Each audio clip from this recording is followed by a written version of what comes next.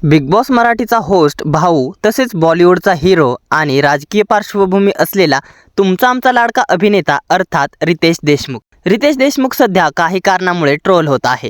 Big boss Marathi दरम्यान आपण रितेश देशमुखचा बहुचर्चित चित्रपट राजा शिवाजीची पहिली झलक पाहिली होती। आता पुन्हा एकदा राजा शिवाजी हा चित्रपट चर्चेत आलेला आहे आणि यावेळी रितेश देशमुख ट्रोल झाला आहे। मागच्या वेळी रितेश देशमुख चित्रपटाच्या नावावरून ट्रोल झाला होता। यामध्ये छत्रपती शिवाजी राजे असा उल्लेख न करता राजा शिवाजी असा उल्लेख केला गेला, त्यामुळे देखील अभिनेता ट्रोल झाला होता आणि आता एका वेगळ्या कारणामुळे तो ट्रोल झाला आहे। ट्रेलर मधल्या त्या सीनमुळे रितेश देशमुखला ट्रोलर्सचा सामना करावा लागत आहे।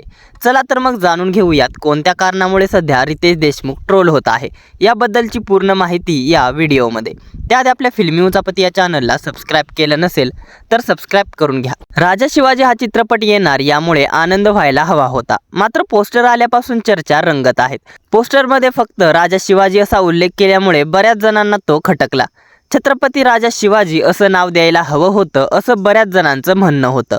दुसरं म्हणजेच रितेश देशमुखचा लुक। रितेश देशमुखच्या लुकवरती सुद्धा अनेक जणांनी कमेंट केल्या। रितेश देशमुखचा लुक छत्रपती शिवाजी महाराजांना जात नाही असं बऱ्याच जणांचं म्हणणं होतं, मात्र आता ट्रेलरमधील त्या एका सीनमुळे सोशल मीडियावर राडा सुरू झालाय। ट्रेलरमध्ये दाखवलंय की महाराज अफजल खानासमोर वाघनख्या धरून म्हणतायत, हे हिंदवी स्वराज्य व्हावे ही श्रींची इच्छा।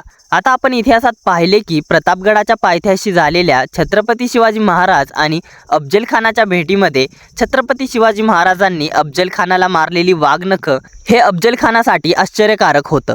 जर अफजल खानाला माहीत असतं छत्रपती शिवाजी महाराजांकडे वाघनखे आहेत तर तो त्यांच्याजवळ आला तरी असता का? यावर काहींना वाटतं की हा अफजल खानाला भेटण्यापूर्वीचा प्लॅन करतानाचा प्रसंग असावा। काही का असेना, सिनेमॅटिक लिबर्टी म्हणून ठीक आहे, पण इतिहास म्हटलं की लोकांच्या भावना आणि तथ्य दोन्ही महत्त्वाच्या असतात।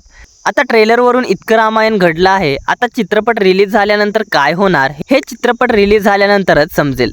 तुम्हाला काय वाटतं, रितेश देशमुखच्या या सिनेमाला मुद्दाम ट्रोल केलं जातंय का, की या ट्रोल मागे तथ्य दडलं आहे? हे 1 मे रोजी राजा शिवाजी चित्रपट रिलीज झाल्यानंतर समजेल।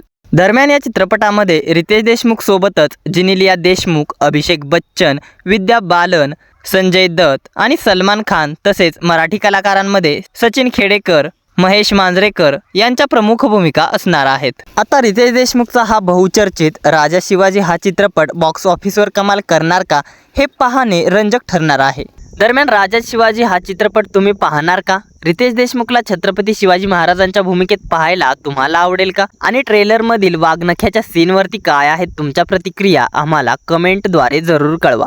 मनोरंजन विश्वातील अशाच घडामोडी जाणून घेण्यासाठी आपल्या फिल्मी उचापती या चॅनलला सबस्क्राइब करा। धन्यवाद।